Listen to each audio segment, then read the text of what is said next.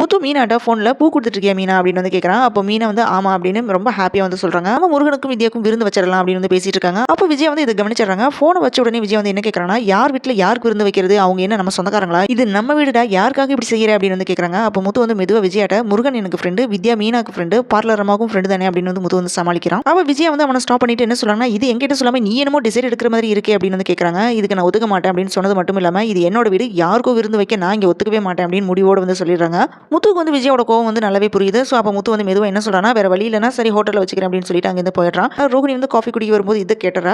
So இவளோட மனசில் பார்த்தீங்கன்னா ஒரே குழப்பமா இருக்கு. ரோகிணி ரூமுக்கு வந்த உடனே வித்யாக்கு கால் பண்ணி என்ன கேட்குறானா, முத்து விருந்து வைக்க போகிற விஷயத்தையும் விஜயா சொன்ன விஷயத்தையும் எல்லாத்தையுமே அவகிட்ட சொல்லி நீ எதுவுமே வந்து உளறி வச்சிடாத, இந்த மீனாக்கு அடுத்தவங்க வாழ்க்கையில் என்ன நடக்குதுன்னு தெரிஞ்சுக்கிறது தான் வேலை அப்படின்னு வந்து சொல்கிறான். அதுக்கு வித்யா வந்து அவளோட யூஷுவல் டோனில் சிரிச்சுட்டு என்ன சொல்கிறானா, நான் இது வரைக்கும் அப்படி ஏதாவது உளறி இருக்கேனா, அதுவும் இல்லாமல் உன்னை பற்றி சொல்லக்கூடாதுன்னு ஸ்ரீராம ஜெயம் மாதிரி ரோகிணி பற்றி சொல்லக்கூடாதுன்னு எல்லாமே என் மனசில் சொல்லிக்கிட்டே இருக்க முடியாது, நான் ஜாலியாக என்ஜாய் பண்ணுறதுக்காக வேண்டி தான் போகிறேன் அவ்வளோதான் அப்படின்னு வந்து சொல்கிறான். ஃபுல் எபிசோட லிங்க் டிஸ்கிரிப்ஷனில் கொடுத்துருக்கேன், பார்த்துட்டு உங்கள் ஒப்பீனியன் வந்து கமெண்ட் பண்ணுங்கள். இந்த வீடியோ பிடிச்சதுனால லைக் பண்ணுங்கள், ஷேர் பண்ணுங்கள். அரேபியன் நானி சேனலை மறக்காமல் சப்ஸ்கிரைப் பண்ணி சப்போர்ட் பண்ணுங்கள்.